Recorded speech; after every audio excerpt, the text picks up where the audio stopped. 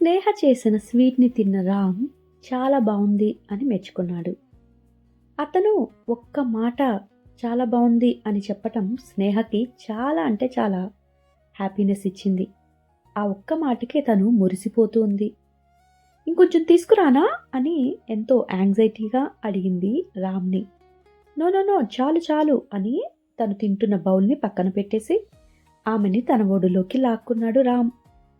Hi guys, Bhavani భవీస్ locked heart. ఈరోజు మనం 64th ఎపిసోడ్లోకి వెళ్ళిపోదామా? ఏం జరుగుతుంది ఏంటి అనేది మనం ఇక ఎపిసోడ్లోకి వెళ్ళి తెలుసుకుందాం. 20 రోజులు తర్వాత హనీమూన్ ముగించుకొని చాలా చాలా ప్రదేశాలన్నీ చూసేసి తిరిగి వచ్చారు కరణ్ మరియు పర్ణిక. వాళ్ళని రిసీవ్ చేసుకోవడానికి వచ్చారు స్నేహ, రామ్. స్నేహని చూడగానే హగ్ చేసుకుంది పరి. లగేజ్ తీసుకురావడానికి వెళ్ళారు కరణ్, రామ్. లగేజ్ కలెక్ట్ చేసుకొని అందరూ కారులో ఇంటికి స్టార్ట్ అయిపోయారు. చాలా సంవత్సరాలు అయినట్టుంది పరికి. ఎన్ని దేశాలు తిరిగినా ఇండియాలోకి అడుగు పెట్టగానే వచ్చే ఫీల్ రాదు కదా. ఎంతైనా మనది అనే ఫీల్ ఇక్కడే దొరుకుతుందేమో అని అనిపించింది పర్ణికకు. ఇంటి ముందు వాళ్ళ కోసం ఎదురు చూస్తూ ఉన్నారు అందరూ. కరణ్, పరి కార్ దిగ్గానే వాళ్ళ దగ్గరికి పరుగు పరుగున వచ్చేసింది ప్రేరణ. మమ్మా అంటూ పరి కాళ్ళని చుట్టేసింది.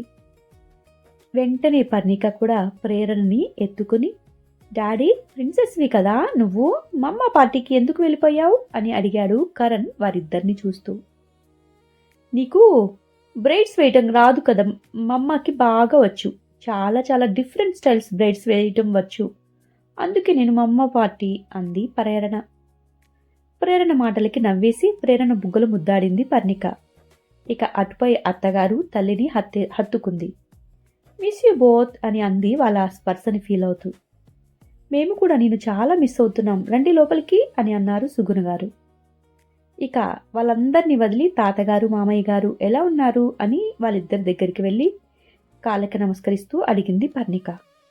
మేం బాగున్నాం తల్లి, ప్రయాణం బాగా జరిగిందా అని అడిగారు గణపతి గారు. చాలా చాలా బాగా జరిగింది తాతగారు అని అంది పర్ణిక. సరే సరే లోపలికి పదండి, పిల్లలు ఎప్పుడు తిన్నారో ఏంటో, సుగుణ వాళ్ళకి తినేందుకు ఏమైనా పెట్టండి అని అన్నారు రఘుపతి గారు. అందరూ ఇక లోపలికి నడిచారు. స్నేహ, రామ్ లగేజ్ తీసుకురావడానికి హెల్ప్ చేశారు. అందరూ హాల్లో కూర్చొని ఉండగానే పరి అందరికి తెచ్చిన గిఫ్ట్స్ని ఒక్కొక్కటి తీసి ఇచ్చేసింది. రామ్ స్నేహ దగ్గరికి వెళ్ళి ఇద్దరికి ఖరీదైన కపుల్స్ వాచెస్ ఇచ్చింది. దానితో పాటు స్నేహకి బ్యూటిఫుల్ నెక్ సెట్ తెచ్చిచ్చింది. పరి ఎందుకు ఇవన్నీ అని అంది స్నేహ మొహమాటంగా. ఏయ్, మీ పెళ్లి గిఫ్ట్ ఇది మా తరపున అని అన్నాడు కరణ్. థ్యాంక్ యూ అని అంది స్నేహ. థ్యాంక్ యూ సార్ అని అన్నాడు రామ్. ప్రేరణ తన కోసం తెచ్చిన బ్యూటిఫుల్ డాల్స్ తోటి ఆటలో పడిపోయింది. వాటిని చూసుకుంటూ మురిసిపోతోంది తను. కొంచెంసేపు అందరూ కబుర్లు చెప్పాక వెళ్ళి ఫ్రెష్ అయ్యండి, ఏమైనా తిని కాసేపు పడుకొని ఇద్దరు అంది సుగుణ. అత్తయ్య, జెట్ లాగ్ వలన చాలా నిద్ర వస్తుంది నాకు, ఫ్రెష్ అయి వస్తాను అని లేచింది పర్ణిక. ఆమెతో పాటు కదిలాడు కరణ్ కూడా. లగేజ్ అంతా కరణ్ రూమ్ పక్కన ఉన్న వేరే రూమ్లో పెట్టమని చెప్పింది సుగుణ. మమత కిచెన్లోకి వెళ్ళి అల్లుడు కూతురు కోసం వంట చేయడంలో పడిపోయారు. మేడం నేను చేస్తాను, మీరు ఏం కావాలో చెప్పండి అని చెఫ్ ఎంత బతిమలాడినా లేదు లేదు ఈరోజు నేనే చేస్తాను వాళ్ళకి అంటూ మమత హడావుడి చేసేసింది. స్నేహ కూడా హెల్ప్ చేయడానికి కిచెన్లోకి వెళ్ళింది. కాసేపటికి సుగుణ కూడా వాళ్ళతో చేరి మరికొన్ని మాటలు చెప్పుకుంటూ వంటలు అన్నీ చక్కగా చేసేసి లిస్ట్ చెప్పేశారు ఏమేం చేయాలి ఏంటి అని. అవి కూడా చేయటంలో తలమునకలైపోయారు ముగ్గురు. ఫ్రెష్ అయ్యేందుకు వెళ్తున్న పరిని గట్టిగా హత్తుకున్నాడు కరణ్. ఒళ్ళంతా చిరాగ్గా ఉంది, స్నానం చేయనివ్వండి ముందు అని అంది పర్ణిక. ఇద్దరం కలిసి చేద్దాం పదా అన్నాడు ఆమెని వదలకుండా. నో, మీరు నెక్స్ట్ రూమ్లో చేయండి, నేను ఇక్కడ చేస్తాను అంది పర్ణిక. ఈ విషయంలో నాదే ఫైనల్ అని నీకు తెలుసు కదా అని ఆమెని వారిస్తున్నా వినకుండా వాష్రూమ్లోకి ఆమెని ఎత్తుకొని వెళ్ళాడు కరణ్. ప్లీజ్, ఈరోజు నా వలన కాదు, ఒళ్ళంతా పెయిన్గా ఉంది, నిద్ర కూడా వచ్చేస్తుంది, నాకు నడుము ఇరిగిపోతుంది అని అంది పర్ణిక. నేనేం చేయను, జస్ట్ బాతే కదా అడిగాను అంతే కదా అని అన్నాడు ఆమె ఒంటిపై నుండి షర్టు తీస్తూ. ఫస్ట్ అలానే అంటారు అని అంది కినుకుగా. నువ్వు ప్రౌడ్గా ఫీల్ అవ్వాలి అని అన్నాడు కరణ్. ఎందుకు? మీకు ఎనర్జీ చాలా ఉందనా అంటూ వెటకారంగా అడిగింది పర్ణిక. కాదు, నీ అందం నన్ను నిలవనియట్లేదు అని. ఎన్నిసార్లు అందుకున్నా తనివి తీరటం లేదు. ఇంకా ఇంకా కావాలి అనిపిస్తుంది నాపై. ఇంత ఇన్ఫ్లుయెన్స్ చూపించగల నీపై నీకు ప్రౌడ్ ఫీల్ ఉండాలి కదా అని అన్నాడు ఆమె బుగ్గపై చిటిక వేస్తూ. ఇలా కూడా అనుకోవాలా ఏంటి అని ఆశ్చర్యపోయింది పర్ణిక. ఇలానే అనుకోవాలి అన్నాడు కరణ్ తన షర్టు రిమూవ్ చేస్తూ. ఆమె ఆలోచనలో ఉండగానే షవర్ స్టాండ్ దగ్గరికి తీసుకుని వెళ్ళాడు. గోరువెచ్చని నీటిలో తడుస్తూ ఆమెని దగ్గరికి లాక్కున్నాడు. ఆమె హెయిర్ పాయలు పాయలుగా విడదీసి తడిపాడు. షాంపూ చేతిలో వేసుకుని హెయిర్కి రాస్తుంటే నేను చేస్తాను అని అంది పర్ణిక. నో, ఇప్పుడు నేను నీ సర్వెంట్. ఈరోజు నేనే నీకు స్నానం చేయిస్తాను. మీరు సర్వెంట్, నేనంటే క్వీన్ ఎలిజబెత్నా అని నవ్వింది పర్ణిక. ఎస్ మై క్వీన్ అని అంటూ ఆమె హెయిర్కి షాంపూ పోయేలా కడిగాడు. తర్వాత నలుగుపిండి తీసుకొని ఆమె ఒంటిపై రాస్తూ మృదువుగా స్క్రబ్ చేస్తూ మోకాలపై కూర్చొని ఆమె పాదాల్ని కూడా శుభ్రం చేశాడు కరణ్. అలా కాళ్ళు పట్టుకోకూడదు అని అంది పర్ణిక తనని పక్కకి లాగుతూ. ఏమీ అవ్వదు పట్టుకుంటే అని లేచి షవర్ ఆన్ చేశాడు కరణ్. నలుగుపోయేలా చేతితో రుద్దుతున్న అతని ముఖంపై వైపు చూసింది పర్ణిక. చాలా సీరియస్గా ఉంది అతని ముఖం. చేస్తున్న పనిపై మాత్రమే దృష్టి పెట్టాడు. నలుగు పూర్తిగా పోయాక ఆమెను వదిలి టబ్లో వాటర్ పట్టి రోజ్ పెటల్స్ లావెండర్ ఆయిల్ వేసి పరీ చేతిని పట్టుకొని తీసుకువచ్చి రిలాక్స్ అవ్వు, నేను స్నానం చేసి వస్తాను అని అన్నాడు. పరీ టవల్లో రిలాక్స్గా కూర్చొని కళ్ళు మూసుకుంది. ఒళ్ళంతా హాయిగా ఉంది ఆమెకి కరణ్ నలుగుతో చేసిన మసాజ్. ఇప్పుడు ఈ బాత్ టబ్లో రిలాక్స్ అవ్వటం ఆమెకి సగం అలసట దూరం చేశాయి. టబ్లో నీటి శబ్దానికి కళ్ళు తెరిచి చూసింది. కరణ్ ఆమె పక్కన చేరిపోయి ఆమెని తన ఒడిలోకి చేర్చుకున్నాడు. అతని గుండెలపై తల పెట్టుకుని కళ్ళు మూసుకుంది పర్ణిక. ఆమె ఒళ్ళంతా మృదువుగా నిమురుతున్నాడు కరణ్. అతని చేతుల్లోనే తెలియకుండా నిద్రలోకి జారుకుపోయింది పర్ణిక. నీళ్లు చల్లగా అవుతుంటే ఆమెను తీసుకుని పైకి లేచాడు కరణ్. కళ్ళు తెరిచి చూసింది పరి. ఆమెని కార్పెట్పై నిలబెట్టి ఒళ్ళు తుడిచి టవల్ చుట్టాడు. హెయిర్ డ్రైయర్తో చుట్టూ ఆరబెట్టి తను షర్ట్ వేసి తాను కూడా ట్రాక్ వేసుకుని ఆకలిగా ఉందా అని అడిగాడు. నిద్ర వచ్చేస్తుంది, నాకు ముందు నిద్రపోవాలి అంది మత్తుగా అతని గుండెలపై వాడిపోతూ. ఆమెను ఎత్తుకుని బెడ్పై నడిపాడు కరణ్. ఆమెను పడుకోబెట్టి పక్కన చేరాడు. ఆమెని తన గుండెలపై లాక్కొని దుప్పటి కప్పేశాడు ఇద్దరికి. క్షణాల్లో ఇద్దరూ నిద్రలోకి జారుకున్నారు. వీళ్ళు ఎంతకి రావటం లేదు అని స్నేహాన్ని పిలుచుకుని రమ్మని పంపారు సుగుణ గారు. పైకి వచ్చి డోర్ నాక్ చేసింది స్నేహ. ఎంతసేపైనా డోర్ తెరవడంతో మరొకసారి కొంచెం గట్టిగా తట్టింది. దగ్గరికి వేసుకున్న డోర్ ఓపెన్ అయిపోయింది. పరీ కరణ్ సార్ అని పిలిచింది. ఎవరూ పలకటం లేదు. ఏమైంది వీళ్ళకి అని కంగారుగా లోపలికి వెళ్ళి బెడ్పై ఒకరిని ఒకరు హత్తుకుని గాఢంగా నిద్రపోతున్నా వారిద్దరిని చూసి వెంటనే బయటకు వచ్చేసింది. డోర్ క్లోజ్ చేసేసి నవ్వుకుంది. ఏంటి నవ్వుతున్నావు అని అడిగాడు రామ్. అది అంటూ తాను లోపల చూసింది చెప్పింది అతని చెవిలో. ఆమె తలపై ఒకటిచ్చి అలా వెళ్ళిపోవటమేనా భార్యాభర్తలు కలిసి ఉన్నప్పుడు అని అన్నాడు రామ్. అది పలకకపోయేసరికి కంగారు వచ్చేసింది, అందుకే వెళ్ళాను. లేదంటే నాకేమైనా సరదానా ఏంటి? ఆ మాత్రం సెన్స్ నాకుండదా అని అంది స్నేహ. ఉండాల్సిన సెన్స్ లేదు కానీ ఇలాంటివి బాగానే ఉన్నాయి దగ్గరికి వస్తే. అత్తిపత్తి ఆకులా ముడుచుకుపోతావు అని అన్నాడు రామ్. ఏంటా మాటలు, ఎవరైనా వింటారు అని లేదు కదా మీకు అని అంది కంగారుగా. మన ఇంటికి వెళ్ళాక చెప్తాను అని అన్నాడు రామ్. చాలు చాలు పదండి, వీళ్ళు నిద్రపోతున్నారు అని చెప్దాం. పెద్దవాళ్ళు వీళ్ళ కోసం తినకుండా ఎదురు చూస్తున్నారు అని అంది స్నేహ. ఇద్దరూ కలిసి కిందకి వచ్చేశారు. ఆంటీ వాళ్ళు నిద్రపోతున్నారు, లేచాక తింటారులే, వీరందరూ తినేసేయండి అని అంది స్నేహ. జెట్లాగ్ వల్ల నిద్రపోతున్నట్టున్నారు, మనం తిందాంలే, వాళ్ళు ఎప్పుడు లేస్తే అప్పుడు తింటారు అని అందరూ లేచారు. ఇక స్నేహరామ్ కూడా వాళ్ళతో పాటు కలిసి భోజనం చేశారు. తమ గిఫ్ట్స్ తీసుకొని ఇక ఇంటికి వెళ్ళొస్తాము అని చెప్పేసి అందరికీ బాయ్ చెప్పి వారిద్దరూ వెళ్ళిపోయారు.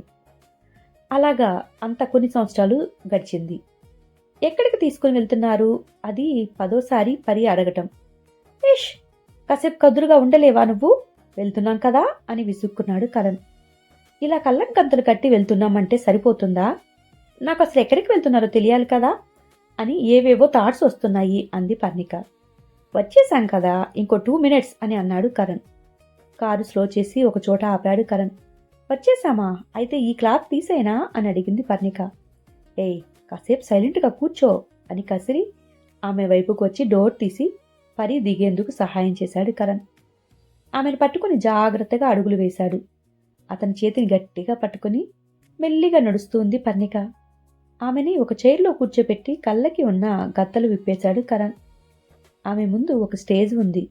స్టేజ్పై పెద్ద డిజిటల్ స్క్రీన్ పై ఉన్న ఫోటో చూడగానే పరి కళ్ళలో తడిగి మెరిసింది. కరణ్ వైపు చూసింది. ఆమె చేతిని పట్టుకుని మృదువుగా నొక్కాడు. తండ్రి ఫోటోలో నెమ్మదిగా ఫొటోస్ మారుతూ ఉన్నాయి. ఆయన లైఫ్ అచీవ్మెంట్స్, చేసిన సేవలు, వాటికి సంబంధించిన చిన్న డాక్యుమెంటరీ ప్లే అవుతూ ఉంది స్క్రీన్ మీద. స్టేజ్పై 10 మంది అబ్బాయిలు, 10 మంది అమ్మాయిలు వచ్చి అందరూ ఫార్మల్ వేర్లో చాలా ప్రొఫెషనల్గా ఉన్నారు. ఒక అబ్బాయి మైక్ తీసుకుని, hello everyone, I am Nitish. నేను చిన్నప్పుడు హ్యూమన్ ట్రాఫికర్స్ దగ్గర నుండి రెస్క్యూ చేయబడ్డాను. ఎక్కడో ఒక అనాథ శరణయంలో మగ్గిపోతూ ఉండాల్సిన నేను ఇలా ఈరోజు మీ ముందు నిల్చున్నాను. ఐఐటి పూణేలో చదువుకున్నాను. నేను మంచి లైఫ్ లీడ్ చేస్తున్నాను. దీనికంతటికి కారణం మధుసూదన్ గారు. ఆయనే లేకపోతే నేను లేను. ఏదో ఒక చోట చిన్న చితక పనులు చేసుకుంటూ ఉండాల్సిన వాణ్ణి. ఎంతో మందికి జీవితాన్ని ఇచ్చాను. అలాంటి వాళ్ళల్లో నేను ఒకడిని. నా లైఫ్ ఆయన పెట్టిన భిక్ష. ఈరోజు ఆయన మన మధ్య లేకపోయినా మా అందరి మనసులో మాత్రం శాశ్వతంగా ఉండిపోయారు. అతని దగ్గర నుండి మరొకరు మైక్ తీసుకుని వారి అనుభవాలు కూడా చెప్పారు. ఇలా స్టేజ్పై ఉన్న ప్రతి ఒక్కరూ తమ తమ అనుభవాలు చెప్తూ ఉంటే పరి, మమత కళ్ళు చెమర్చాయి. ఆర్తిగా కూతుర్ని పట్టుకున్నారు మమత. తల్లిని హత్తుకుంది పరిక. వాళ్ళు చెప్పాల్సినవన్నీ ముగిశాక మమత గారిని స్టేజ్ పైకి పిలిచారు. మమత గారిని పరి స్వయంగా పైకి తీసుకుని వెళ్ళింది. ఆమెతో పాటు కరణ్ కూడా వెళ్ళాడు. ఆమెను చైర్లో కూర్చోపెట్టి సన్మానం చేశారు. ఆమె కాలు తాకి ఆశీర్వాదం తీసుకున్నారు. మధుసూదన్ గారు తమ తండ్రితో సమానం అని, కనుక మమత గారు తను మాతృ స్వరూపం అని అందరూ అంటుంటే పరి ఆనందంతో ఉక్కిరి బిక్కిరి అయిపోయింది. సార్ చనిపోయారు అని తెలిసి మీకోసం ఎంతగానో వెతికాం మేడం. మీరు మాకు దొరకలేదు మేడం. చాలా బాధపడిపోయాం. మీకు అందరం మా జీవితాన్ని నిలబెట్టిన వారి కష్టం కాలంలో మేమేం చేయలేకపోయాం అని బాధతో ఉన్నాం మేమంతా. అలాంటి సమయంలో కరణ్ సార్ దయవలన మీరు ఇక్కడ ఉన్నారు అని తెలిసింది అని అంటున్న అందరి తలపై ఆప్యాయంగా చేతితో తడిమారు మమత. సార్ కష్టం ఊరికే పోనివ్వలేదు మేడం సార్. రుణం కొంచెమైనా తీర్చుకోవాలి అని మేమందరం మా సంపాదన నుండి 50% పక్కన పెట్టి సార్ స్థాపించిన ఎన్జిఓ ఇప్పటికీ రన్ చేస్తున్నాం మేడం. ఆయనకి మేము అందిస్తున్న నివాళి అది. ఈ హాల్లో ఉన్న 1000 మంది సార్ దయవలన చదువుకున్న వాళ్ళమే. ఇంకా చాలామంది విదేశాలు వెళ్ళిపోయారు. కానీ ఈరోజు రాలేకపోయారు. అందరం మీకు జీవితాంతం రుణపడి ఉంటాం. మా జీవితం మీ పాదాక్రాంతం. ఇకపై మీరు నడిపించాలి మమ్మల్ని. ఎన్జిఓకి చైర్మన్గా అవ్వాలి మీరు. మమ్మల్ని ఇది చెయ్యండి, అది చెయ్యండి అని ఆజ్ఞాపించాలి అని అంటున్న వాళ్ళని చూసి కళ్ళు చెమర్చాయి పరికి. ఆమె జీవితంలో ఎంతో సంతోషంగా ఉన్నా ఎక్కడో ఒక మూల తన తండ్రికి అర్ధాంతరంగా చనిపోవటం వల్ల కారణం తనే అని చిన్న బాధ ఇప్పటి వరకు గుచ్చుతూ ఉండేది. కానీ ఇప్పుడు అంతమంది మనుషులు తన తండ్రి శాశ్వతంగా నిలిచిపోయారు. వారి కళ్ళల్లో అభిమానం చూస్తుంటే తన తండ్రి భౌతికంగా దూరమయ్యాడే కానీ ఇంతమంది మనసుల్లో స్థిరస్థాయిగా నిలిచిపోయారు అని గర్వంగా ఉంది. చెప్పలేని సంతోషం ఆమె మనసులో నిండిపోయింది. కరణ్ వైపు చూసింది పర్ణిక. సంతోషమా అని అడిగాడు కరణ్. అతని చేతిని పట్టుకుని ఆర్తిగా ఆమె కళ్ళలో సంతోషం చూసి నవ్వాడు ఆనందంగా. ఇంత గొప్ప బహుమతి ఇస్తారు అని ఊహించలేదు అని అంది పర్ణిక. నీకోసం ఏదైనా చేస్తాను. ఆ ఒక్క మాటే ఆమె గుండె మౌలల్లో ఏదో కదిలించింది. తను చెప్పకపోయినా తను దాచేసిన బాధ కన్ని పెట్టి దానిని తొలగించే భర్త రావటం కంటే అదృష్టం ఉంటుందా ఏ ఆడదానికైనా? ఆ క్షణం ఆమె మరోసారి పరిపూర్ణంగా అతని ప్రేమలో పడిపోయింది. తన ప్రతి అడుగులో తోడు అయ్యాడు కరణ్. తను గెలిస్తే ఆనందించాడు, ఓడితే ధైర్యం ఇచ్చాడు. తను ఏం చేసినా నీకు నేనున్నాను అంటూ వెనకనే నిలిచాడు. ఇప్పుడు ఇలా తన మదిలో భద్రంగా దాచిన రహస్యాన్ని ఛేదించి తన మనసును కూడా పూర్తిగా గెలుచుకున్నాడు. ఇంతకు మించిన మంచి భర్త వ్యక్తి తనకి దొరుకుతాడా? అతని దగ్గరికి జరిగి ఐ లవ్ యూ అని అంది పర్ణిక. ఆమె మనసులో ఇప్పుడు చిన్న బాధ కూడా లేదు. కరణ్ మాత్రమే నిండిపోయాడు. ఐ లవ్ యూ టూ అని అన్నాడు కరణ్. హాయ్ గైస్, ఈ రోజుతోటి ఈ ఎపిసోడ్ అయిపోయింది. ఇంకా ఒక్క ఎపిసోడ్ తోటి ఈ స్టోరీ ఎండ్ అయిపోతుంది. రేపటి ఎపిసోడ్ తోటి మీకు స్టోరీ ఎండ్ అయిపోతుంది. సో నేను నెక్స్ట్ ఏ ఎపిసోడ్ ఇవ్వాలి అనేది కొంచెం మీరు చెప్పండి నాకు. మీరు చెప్తే నేను నా సిరీస్లో ఆమెపై అనుమానమా అనే ఒక స్టోరీ ఉంది. ఇంకొక స్టోరీ నాకు ఇద్దరు నేను ఎవరికి అనేది.